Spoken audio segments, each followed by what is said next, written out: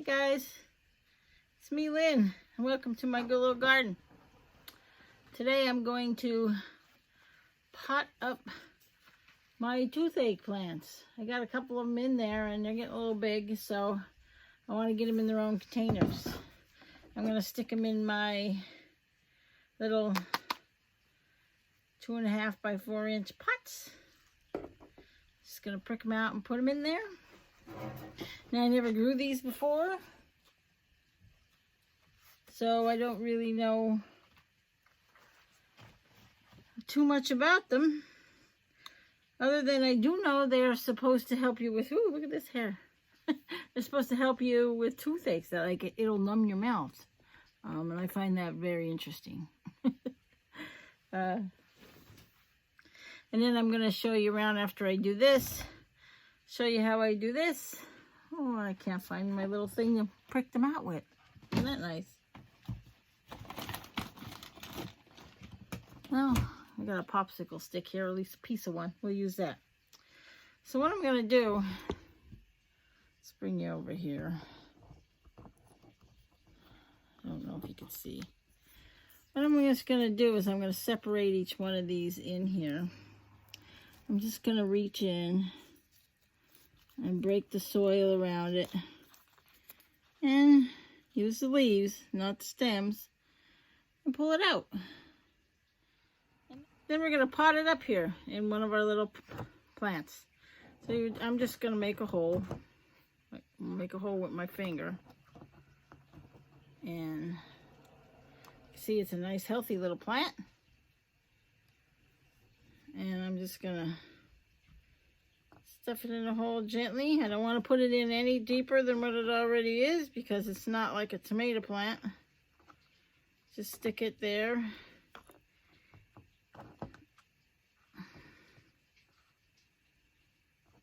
And then press it in a little. And there you go. One potted up toothache plant. This is a toothache plant.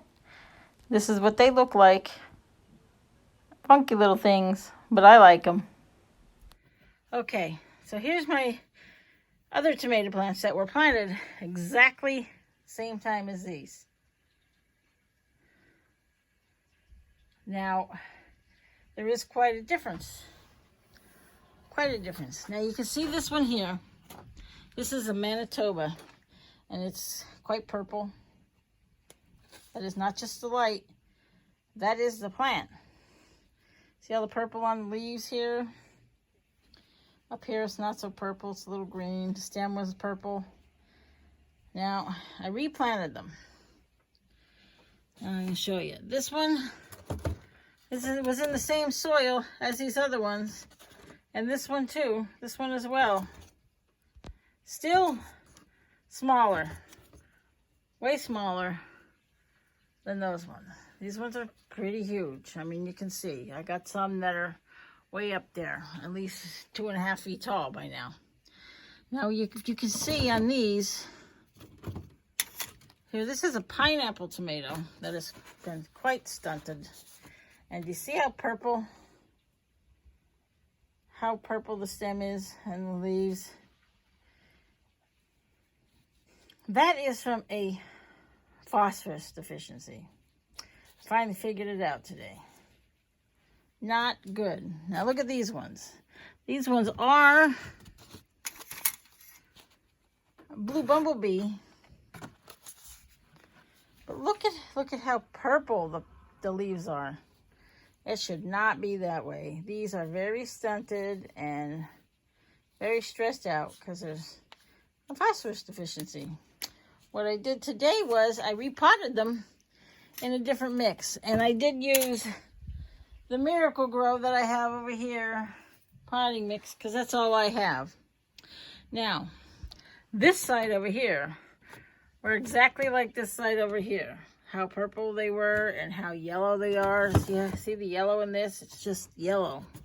Back here, a little tiny. That one is so stunted, it's just minimal. See the yellow here? These ones were like that as well. This one was completely yellow, but as you can see, we're getting some green back. Here's some green here. Green is coming back in these leaves. We're getting green back in this one. This one had a real purple stem, like that one back there. But now it's getting better. You see, we got green on the top. It's less purple. And even our blue bumblebee back here is way different than the other one I showed you. Look at how green it greened up. It was just as purple as that one. And it's only been a week in different soil. So I am certain that the soil that I had them all in, which is this soil that's in here. Now, I don't know why this one isn't deficient, but it certainly is stunted because it was planted the exact same day as these ones were. But this soil that was in here was completely deficient of phosphorus. So, for a long time I thought they were over fertilized, and that was the issue. But I finally figured out that it was a phosphorus issue. And I did this, and I repotted these last week on an experiment to see if they would get any better in different soil. And look what happened. I was right. They're getting much better. So I think they're going to recover and be usable and grow and be fruitful now. And I just repotted all these ones up today, so they're going to have a chance to get better. I'm going to repot this one too. I just wanted to leave it to show you the dirt. The soil in here, it was like, oh, that's pretty wet in there too, as of right now. It was like an aged compost with big sticks and all kind of stuff in it, and it didn't seem right. It had an odor to it too, but it's all I had at the time, and I used it. But obviously, it wasn't good. And if you look back on one of my videos, I'm not sure which one, I did state that I didn't trust this soil.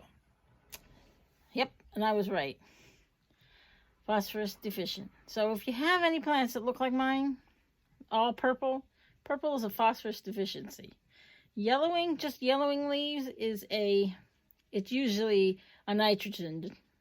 But you could use your fish emulsion. I didn't have any fish emulsion, but I was using this liquid kelp.